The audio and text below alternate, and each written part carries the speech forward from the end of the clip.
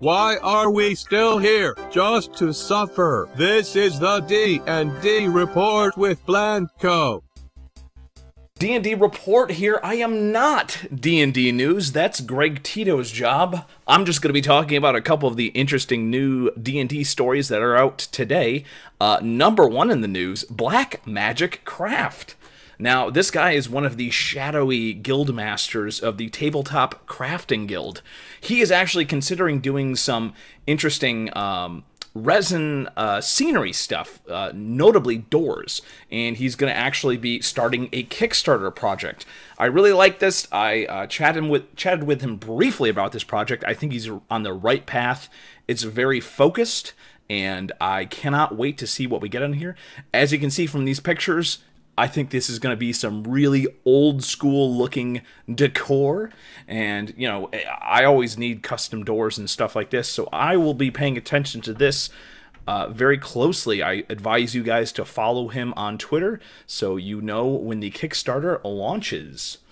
Second up, we have some more training, this time coming from Wizkids, the official D&D miniature makers, I guess.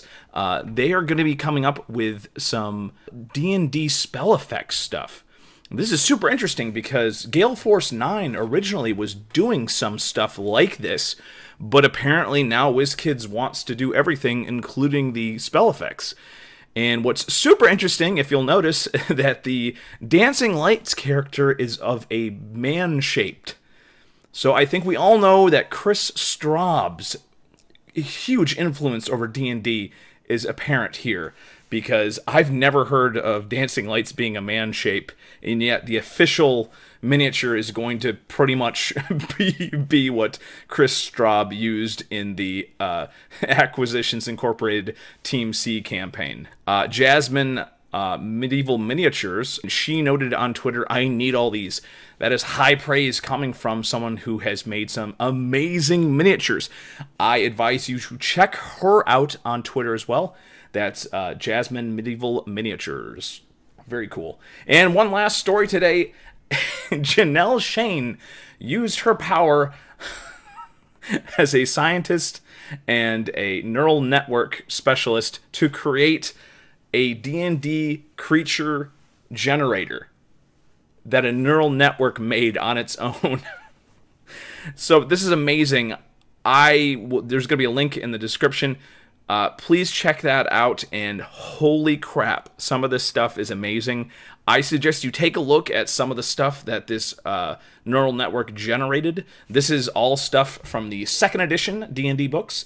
So she had like 2,000 creatures, so I'm assuming that's like every single creature ever mentioned in several D&D 2nd edition books. And holy crap!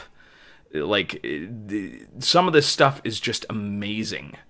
Like, there was the horse spider, the brain variant of that. Some of these actually are like ones like the dog goblin. Like, that's a real thing. This just so happened to generate something that already exists in Pathfinder. A chromatic wolf, a spectral slug, of course, a purple bird. Take a look at this list and see if you can use any of these things in your next game.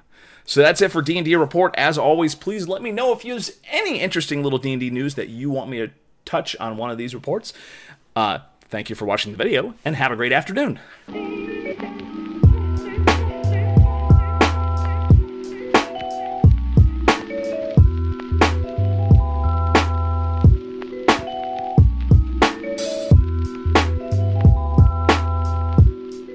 Do not cry for me, I am already dead. I died a long time ago.